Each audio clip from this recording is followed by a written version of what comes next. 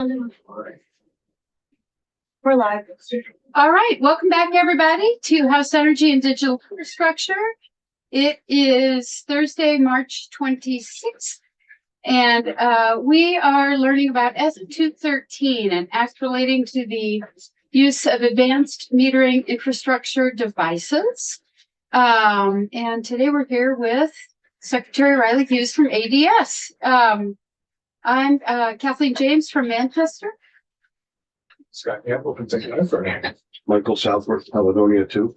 Christopher Howland, Rutland 4. Sarah Forey, Washington 2. Graham Klupner, 13 Burlington. And joining us in the room, Isabel Walker, intending for Senator Becca White. great, Liz Royer, Executive Director of Vermont Rural Water Association. super, Brian Redmond, Agency of Natural Resources. great, John Kelly, Chief Staff, ADS. super. All right, for the record. For the record, Denise Riley Hughes, Secretary for the Agency of Digital Services and the State Chief Information Officer. Great. And I guess for this testimony, I can also say I'm the chair for the Cyber Advisory Council. Yes, I thought. yes, that's relevant. Okay, so S213, thoughts? A very loaded question. And I was hoping there was an opportunity, Madam Chair, to share maybe this committee's interest in this bill and what you are looking for me to focus my testimony on, because I can talk about a lot of it. It may not be relevant to what you're interested in. That is a timely question. I think what we are trying to figure out. So we started by simply just inviting everybody who testified on the set aside. So welcome. That is why you're here. So the part of the bill, I guess, that would be relevant to you is, I assume, and I am not looking at the language right now, is the... Maybe I can help, because I believe I may have been one of the last witnesses that Senate had requested in, and that's great. And then we can add, we're happy to discuss the broader context. perfect. My testimony with the Senate committee was specific to the cybersecurity language and the Right. About the meters. Consistency of that language, correct, when it came to other utility operators and other existing law. And so as you have witnesses come in and testify from the utility space, there is a current law, I believe it was last modified in 2016, where electric operators and gas operators have a meter policy when it comes to consumer protection or consumer rights. I'm way out of my swim lane, and so I'm not talking legalities. I'm not a lawyer, but we at ADS look at it, and at the advisory council are looking at how different critical infrastructure areas are enabling and allowing for consistency when it comes to cybersecurity. And so as the bill had originally been written, there were significant inconsistency with what was being proposed in 213 compared to what was already in law today with the other Department of Public Service, Public Service Department language. So that being said, asking the committee at that time what the intent of this bill was, and if it is purely about opt-out, then cybersecurity seems to be an odd component to be included in a permitting bill. So we recommended, and I recommended, and the language was accepted by the committee around moving that into the authority of the Secretary of the Agency of Natural Resources in order to engage with the Cyber Advisory Council and have the Cyber Advisory Council include in the reporting recommendations around what cyber standards and cyber controls would look like in these spaces, which they're doing today. But this would specifically ask them to call that out for water operators. Those same water operators are also participating members of the council, and some of the subcommittee work that's happening in the council. What my testimony advised against is adding cybersecurity language to a permitting law, given that those individuals are engineers that are specialized in water permitting, and including cybersecurity as part of the permit process specifically is a little disjointed to how operations of state government works. So when the Agency of Natural Resources has cybersecurity requirements, the Agency of Digital Services is the entity that supports them. So they don't have their own cybersecurity arm or division. And I would assume that the same would exist for water operators, where Brian has shared that over 90% of them are municipal owned. So where we are looking to support and bring community resourcing together for Vermont, a whole of state approach around critical infrastructure, the way that this bill is written confuses us a little bit because it contradicts and counteracts the work that's been happening within the Cyber Advisory Council. You talk, so, I feel like it's been a while since we've taken any testimony in the Cybersecurity Advisory Council. Like I'm having early last year feelings. We have submitted reports annually that provide recommendations and requests of legislature to take action in certain spaces, and we have not seen that take place yet.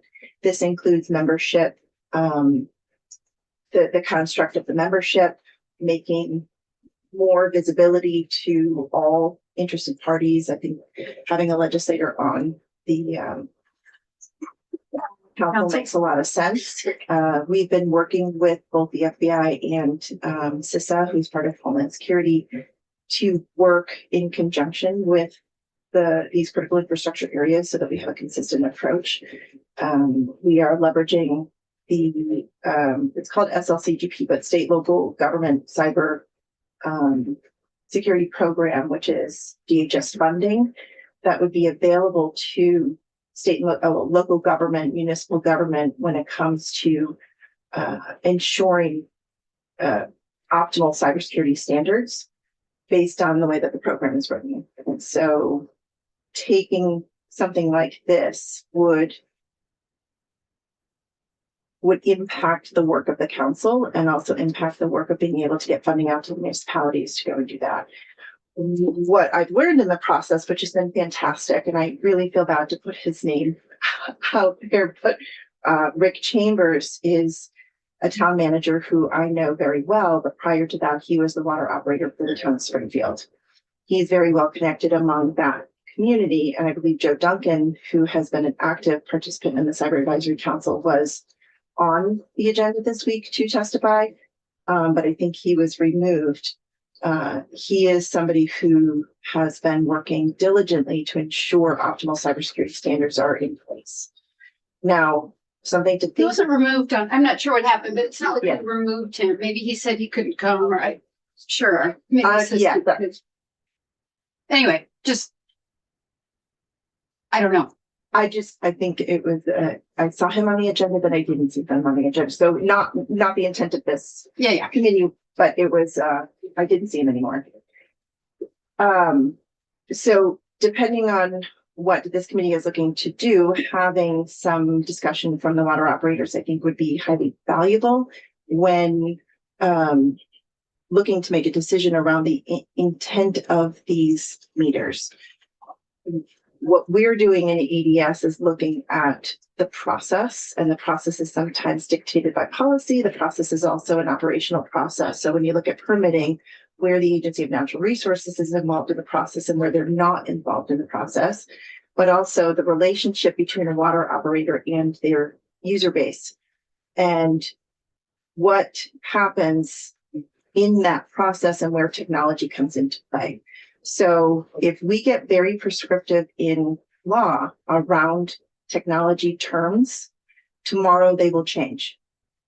And the law will no longer meet where technology is at. And the rate at which that is happening is much quicker than it ever has been before. We're looking at 6-month life cycles in some areas. So the minute something goes into law, when you create specificity around advanced or simple or wireless or wired, it doesn't matter, because the next iteration or generation of those devices will not align to those terms anymore. So when we look at why a meter is there, what's the cybersecurity risk of that meter? It today, and in talking to the water operators who are implementing replacement meters, there is a cycle that they have to go through, which is about every 20 years, meters get replaced. What meters are available on the market today and which ones are not available on the market today, and what those meters are supposed to do and not supposed to do. I believe most towns, from what we have spoken to, are far beyond those 20 years. And so the infrastructure is pretty degraded in that space. So they're at a point, and Rick can speak in more detail to that, where they have to replace those meters no matter what. And I think that you will find the operators also telling you that they can't touch a house without engaging with a homeowner. And if the pipes are not in a quality of use, and this is the operator, not the Agency of Natural Resources, that is on the homeowner. So there are requirements all the way around. So when you look at the technology, it is looking at the meter out, not the meter in. So the meter's not calling back to a person's home router if they have internet in their home. It's not connecting to their let's say they have a smart heating device. It is purely measuring the water flow coming from the pipe through the meter. And that's a question that I have is, what is the concern from a cybersecurity standpoint to a consumer before we start creating a lot of complexity in language that then becomes obsolete because the technology becomes far more advanced than what's being indicated? I have a couple questions. I think that we will maybe have Senator Watson come in and talk to us a little bit about this bill. But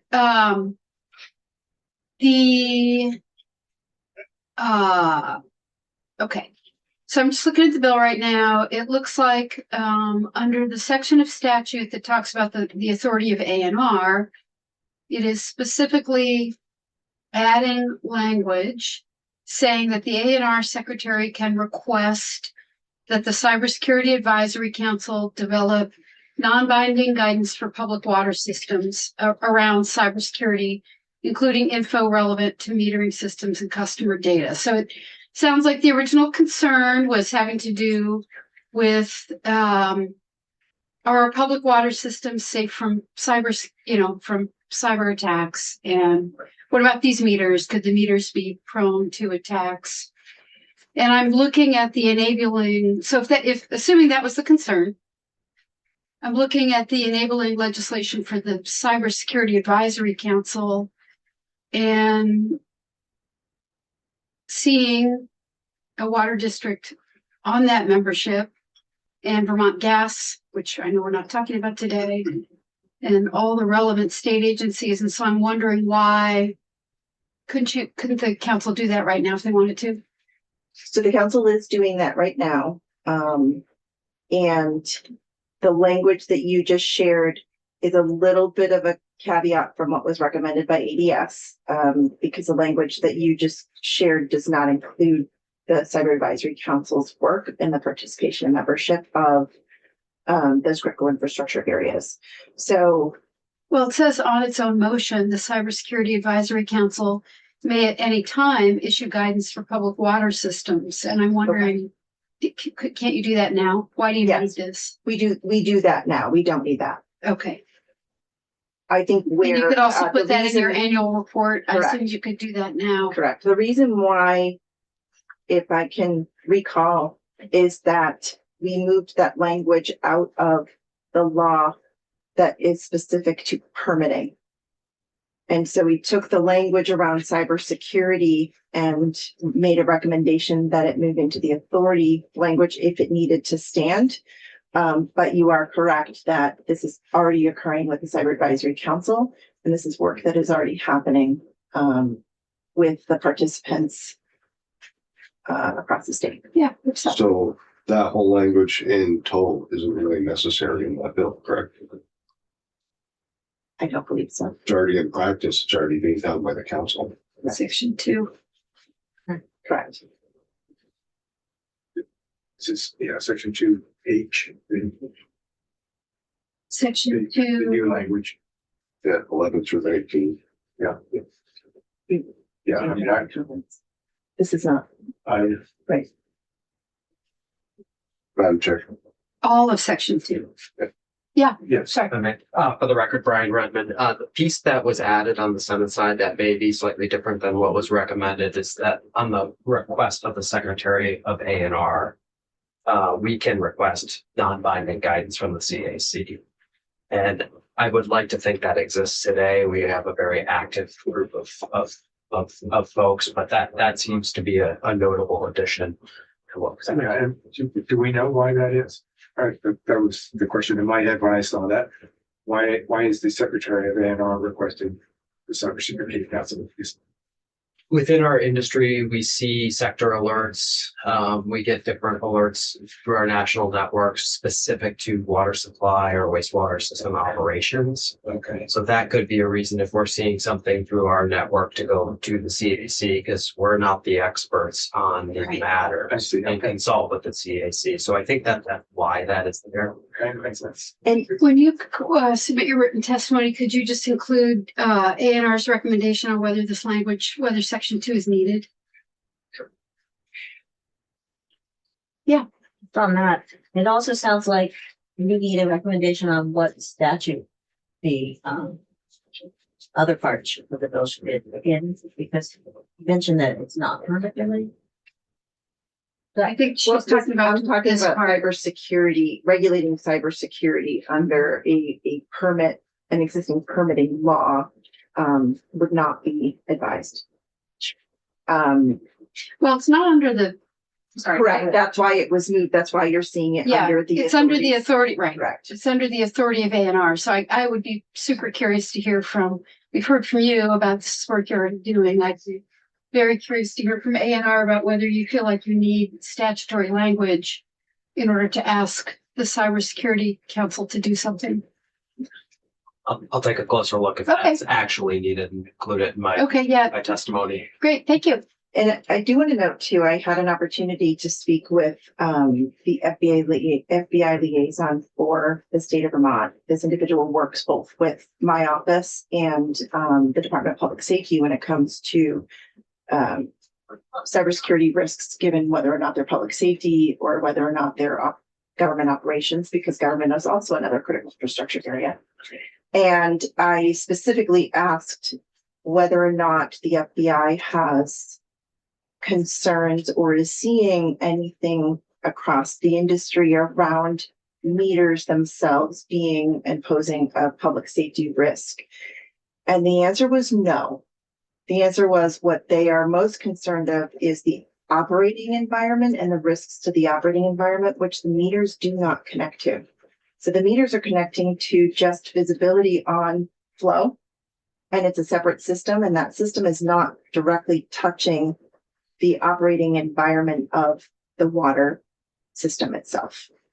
And so that's what we look at from a cybersecurity oversight lens is we would highly advise against that, but advising against something that's not happening anyways, that folks are very smart about how to connect things in and not connect them in.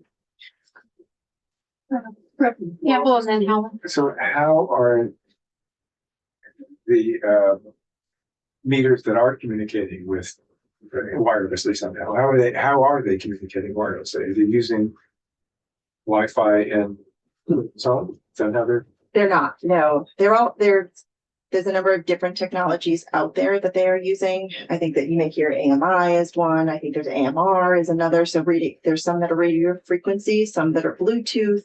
What are they connecting to? They're connecting to either a device, like a tablet device. So that a meter reader would have in his or her hand as they drive by or. Correct. Or Correct.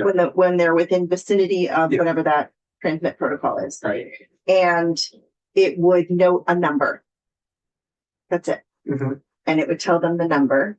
Right. And they would be able to deliver, either deliver bills or have information on access flow. This is also a really great system to use for identification of leaks. And so that was something that came up in Senate testimony as well, as these devices can also read vibrations within the municipal water pipes as well, to be able to identify and isolate where a leak could potentially be happening. That doesn't happen with non-smart meters. And I think that's one of the risks right now from an infrastructure standpoint that go beyond the technology, but having technology to be able to alert to that makes diagnosing, resolving, and getting water back on for consumers much faster. What I'm trying to get at is the communicate. Are these devices communicating through a network of some sort? So the one way that they could be communicating is I guess via Bluetooth or something, when a meter reader isn't within the vicinity of the meter. But that's probably not how most of them are connecting. That's not how electric utility meters work, as I understand it. They connect through a network, and I don't know whether that's my Wi-Fi network at home or through a satellite or what. I mean, This is where it's interesting that the industry terminology and the words that we use mean different things to different people. And when they say a network in that particular sense, I'm gonna look at it very similarly, where when you say the network, it means it is that particular group of points that will read into that particular system. And so you might have a couple of different tablet devices that will go around, or you could have radio towers. I'm not involved in the installation, so I don't know what towns across Vermont are looking at. But it's avoiding having to walk up to a house or go up to a house to be able to see it, and you will be able to transmit it. I'm only transmitting to, when you say the network, we're a network right now, right? So we would be an intended network. And I think what you're asking for is, we use the word network in many different ways. This is not connecting to your home Wi-Fi network. That is a totally different protocol. The protocol that these meters are using would be specific to the meter environment and network ecosystem of that particular operator, device, system, and platform. well, so the concern from a cybersecurity point of view would seem to me to be, if a device is connected to a network of some kind, then how do we defend against the possibility that a hacker, a person with ill intent, could use that, use the relatively dumb device, that is the device that's metering water, to access other nodes on the network, and perhaps thereby access, I don't know, the nuclear bomb or something. And that's, yes, I do. So I guess what I will say is, the meter environments, let's say we have 50 homes that are being served, are measuring the water flow No, I understand. from the. Yeah. So if your water operator goes by, they're not reading your electric device that has a meter too. So they're not Right. reading your home network. They're isolated, independent networks that are specific to those Yeah. devices. So when you say the hackability piece, I'm going to go back to what I shared with the FBI. The security risk to Vermonters does not exist within the meter implementation to be able to measure flow into your home. Right. what it is doing, where the security risk is in the actual infrastructure and operating environment of the water facility. So I think we're shifting the risk and concern to something that we are not experiencing in Vermont today. Right. That when we look at the experts in cybersecurity and whole of state risks, are not seeing that those are edge cases of what if, Mhm. what could, and it's kind of a risky conversation to have, because your home networks pose a far greater risk to you as a consumer than putting a device in place to make sure that you get water flow, and God forbid you have a leak outside in your yard, that your town is going to be able to identify it. Yeah, no, and to be clear, I'm not worried about these meters, or even necessarily about a meter being connected to a network in order to avoid having a meter reader go out and be in the vicinity of a meter in order to obtain the information off of that meter. I'm trying to anticipate, and I think that's what we're trying to do here, is anticipate what are the possibilities. So right in the right future. now, from the systems that I can't predict the future, Yes. but for right now, the systems that the water operators who are engaged with the Cyber Advisory Council have shared and are talking about is the risk would be that somebody who could tap into the frequency of the meter may be able to find out where the leak is in the town before the town would. So the meters are not, they're not talking to other devices. They're not somehow communicating with Correct. the pumping station. That is That's correct. correct. That's the operating pressure. environment. It is not Yeah. even, they're two completely disparate environments. Mhm. The town manager wants to know what the number is between last month and this month, so Right. that they know what to bill. Right. The town manager or town clerk doesn't touch the operating Doesn't need to environment. know They how don't, the they pump is do not care. It is not connected. Well, so that would seem to be a good design for cybersecurity. So again, I think that I think that's what we're trying to get at here is how do we design systems that are as secure as possible? And so one way is to island And systems meters are islanded. that do things that we need to be done, but don't connect to other parts that they don't connect. Correct. Anyway, okay, thank you. That was ahead of me in the line, I think. Okay. So the production meter has nothing to do with what is before the production meter in controlling anything from inputs of chlorination or Correct. Not even- water They're not purification. connected. Totally not connected. Correct. And the production meter may or may not be automatic reporting to any place other than controls within the production facility. And so if some bad guy hacked into a network of service meters, the worst, those meters don't control flow, so they couldn't shut off the water to your house or do anything like that. The worst they could do is figure out your water usage. Is that accurate? That is the meters that Vermont Yeah. operators are putting in place today, correct? Yes, there are other countries that I'm sure have levels of advancement far beyond that, but those are not the meters that are aligned with what Vermont is implementing. And so even if they're set up so that someone sitting in an office can get all that data, it's still only It's only the number. volumetric data and no control and no. Yes. Got it. And I would love for you to hear that from the operators who are also very eager. I understand. I'll bring up Rick Chambers in Cavendish, because as he and I spoke, what he talked about was the significant aging infrastructure that they have right now. That was that they don't have smart meters. It's going to take them 2.5 years to put that into just a handful of homes. It's a very small town. So this is a significant amount of effort, but once once it's in place, the visibility that towns will have in regards to the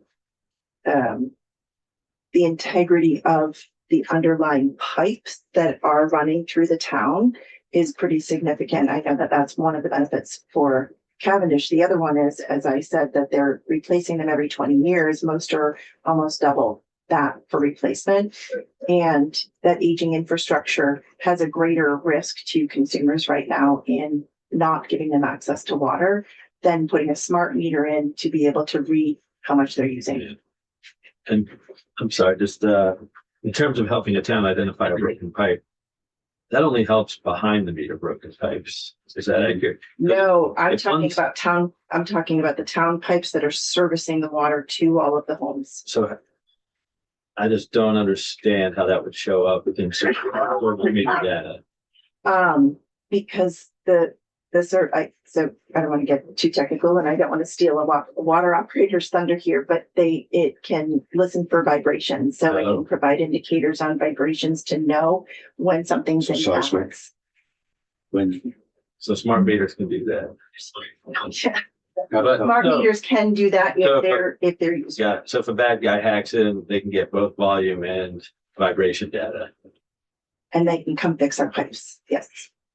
That would be. Would be- we As long as have they those bring bad beer. guys. Yeah. I think there was another concern that was raised, I'm going to call them edge use cases where somebody said, well, I don't want anybody to know if I'm home or not.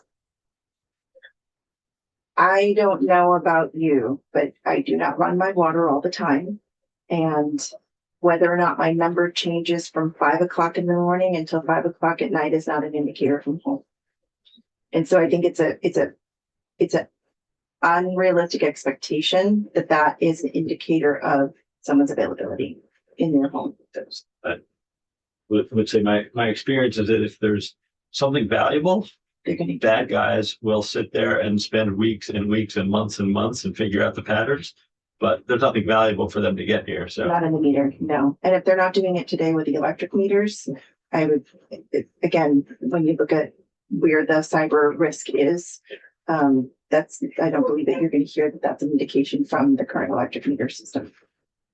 When you're measuring by cubic feet and not by All gallon. right, rabbit hole. Rep Torrey, Just to go a little deeper in the rabbit hole.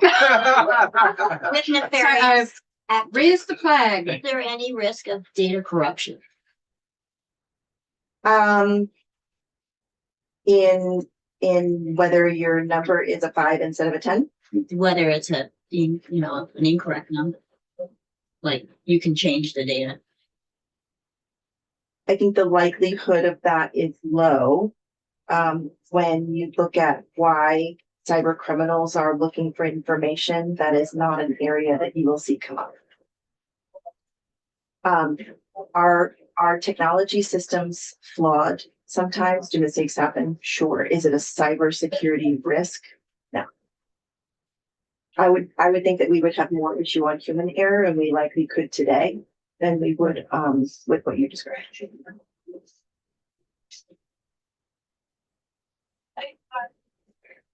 Thank you. Thank you. I will drive Mr. Chambers up here if you are interested in hearing from him. But I do think hearing from the operators, if this is something the committee is interested in pursuing further, would be valuable. We will. We've got Joe Duncan at Champlain Water District, Megan Moyer at the City of Burlington, and Rick Chambers at Cavendish. As our little list. Perfect. All right. Thank you so much. Thank you. And we can just roll forward, I think, into our next testimony. Thanks.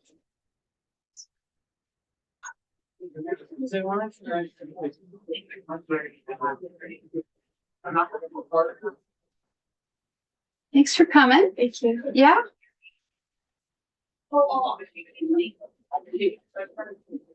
So hello. Hello. My name is Liz Royer. I'm the executive director of the Vermont Rural Water Association. Vermont Rural Water is a nonprofit organization that supports all public drinking water and wastewater systems through technical assistance, training, advocacy, and outreach. We represent over 320 system members that protect public health and allow for economic development in our towns and municipalities. These small rural utilities provide safe drinking water and return clean treated wastewater to rivers and lakes throughout the state. Since 2020, I've also served as the chair of BT Warn, which is Vermont's Mutual Aid and Emergency Response Network for water and wastewater systems. BT Warn has been active in recent years with flood events, contamination incidents, drought, and cybersecurity outreach. Chair James, thank you for having me here today and allowing me to share our thoughts on metering and cybersecurity on behalf of all of the public drinking water systems in the state. We do not believe that water meters pose a risk to cybersecurity, as this is not operational technology, as it might be for other industries, which you just heard from 2 other testimonies. In addition, we feel that the section on electric meters should be decoupled from S213. So first, let me provide some background on the universe of the 400 plus public community drinking water systems in Vermont. As Brian Redmond mentioned, a community water system has at least 15 connections or serves a residential population of at least 25 people. Less than 1/4 of all of the community water systems in Vermont are owned by a town, village, or city. Over 3/4 are owned and governed outside of a traditional town municipal infrastructure, such as fire districts, homeowner associations, water co-ops, and other types of water systems. The majority of community water systems are managed by volunteer boards. Many of the small rural systems that we typically support are not metered. And this is due to the expense of installation and maintenance of those meters. In addition, only 3% of these 400 community drinking water systems are regulated by the Public Utilities Commission. The PUC regulates private companies such as ski resorts and water corporations. As provided in statute, the PUC and the Department of Public Service have general jurisdiction over water utilities that are not owned by users, municipalities, or fire districts. Regarding S213, we appreciate that our initial concerns regarding cybersecurity regulation have been addressed. We are supportive of the Vermont Cybersecurity Advisory Council providing non-binding guidance to public drinking water systems on these issues. However, in further research on advanced metering infrastructure, or AMI, it has become apparent that these are not the same type of meters that are used by power companies. Advanced water meters are typically encrypted, radio read, and contain very minimal data, often just 1 or 2 numbers, one being gallons that represents the water usage of the household, and the other being the meter ID number. This is typically one-way communication. This poses basically no risk in terms of cybersecurity threats to both the customer and to the system, with very little information being shared.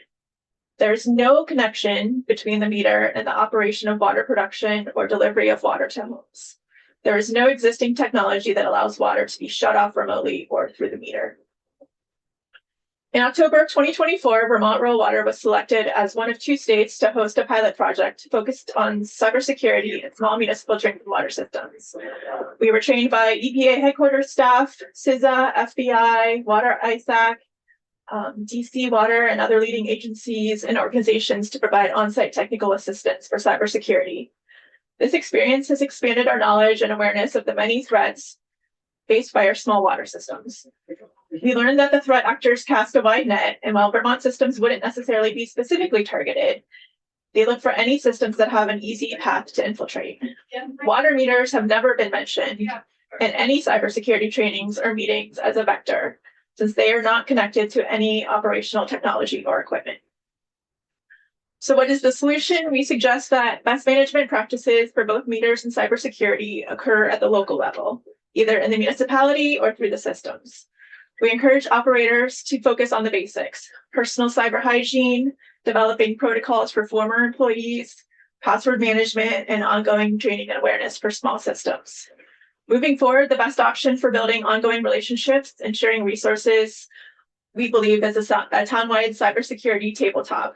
And this needs to have involvement from the local emergency management director, the select board, fire and police, water and wastewater operators, and other local officials and legislators.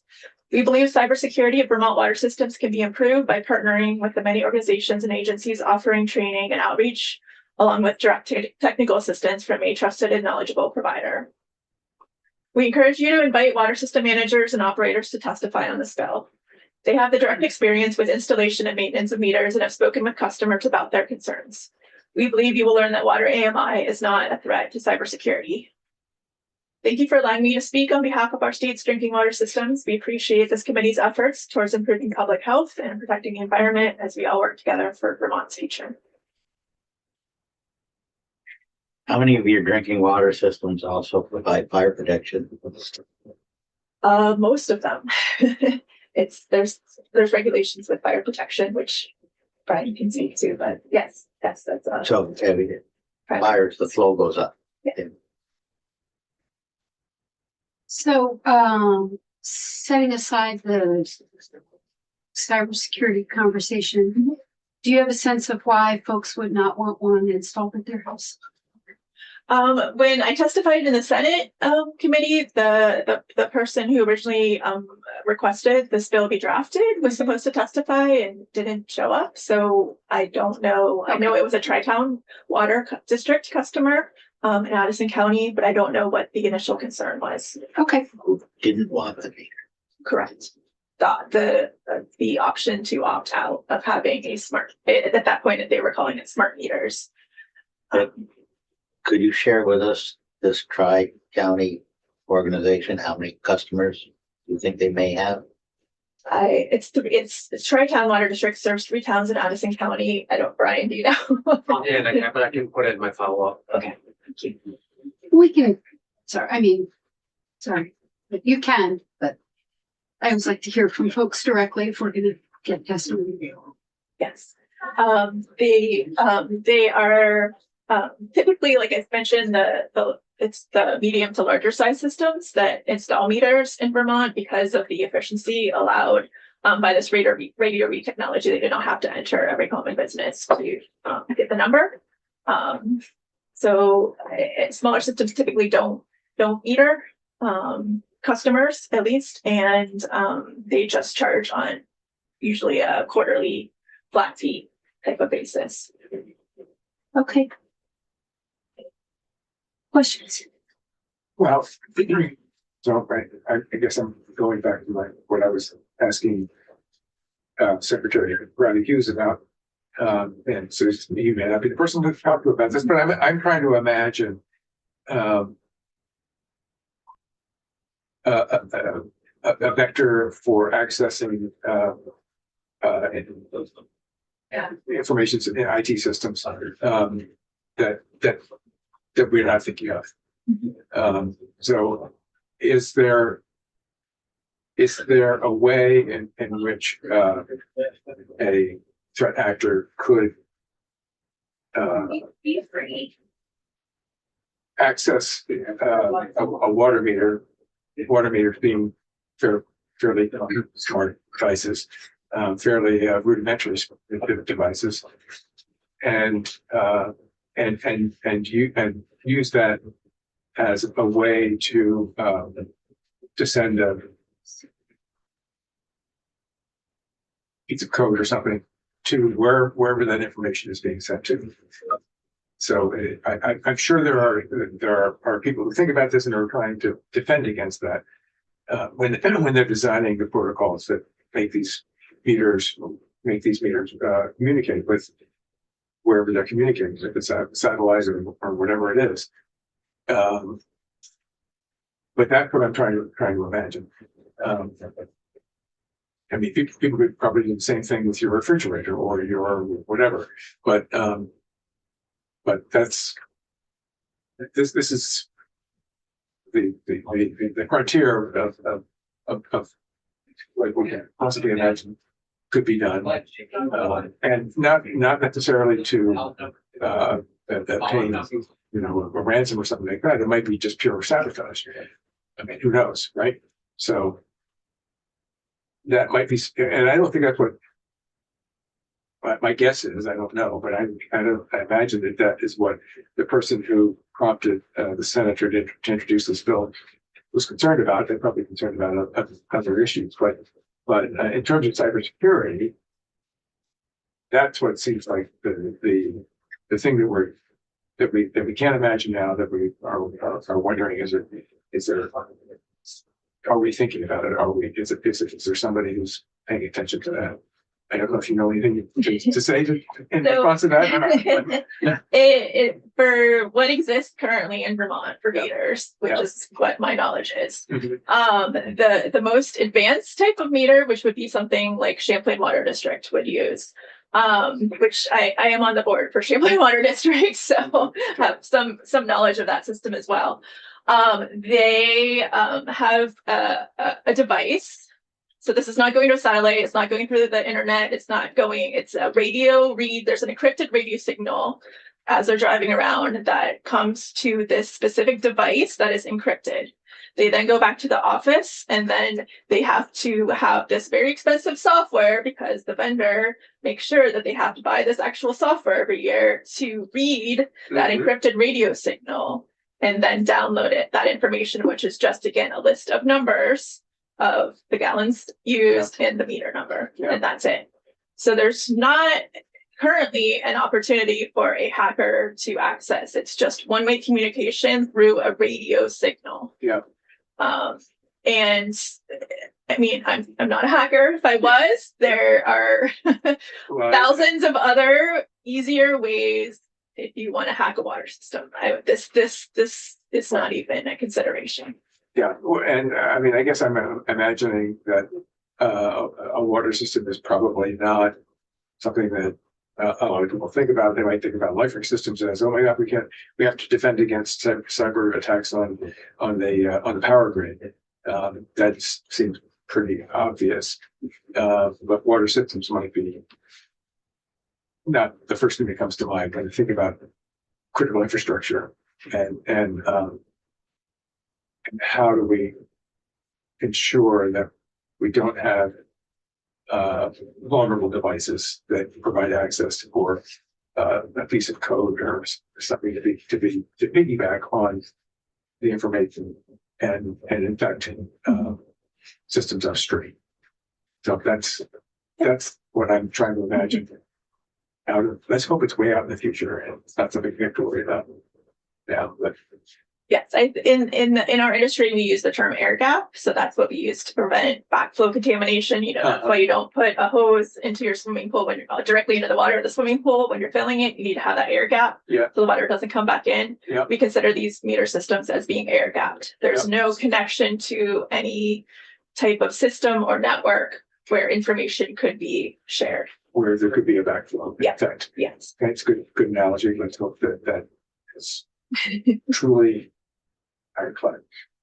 Sorry. Do you have any idea of what the power is of these radio systems? Like you hear WABC out of New York at 50,000 watts. And you can sometimes pick it up in Vermont, but I mean, the local radio station you can't pick up from Rutland, you can't get it in Middlebury, the AM stations. Yes. It is very, very low. Very, very local. In some cases, you can't even just drive by on the road. You actually have to walk up to be closer to the meter with the specific device to be able to have that radio signal. So it may not even, so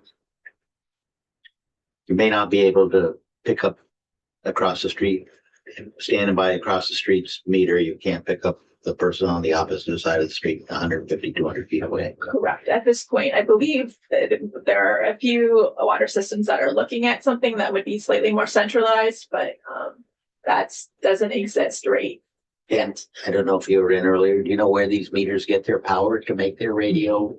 The battery that has to be replaced every 5 years. I'm not a meter specialist. So just to clarify, so you're saying that there aren't any, these meters don't communicate to a satellite or a cloud or something somehow. No. The meter reader has to have the vicinity of the meter in order to read it. Yes, And that's what exists currently. That's okay.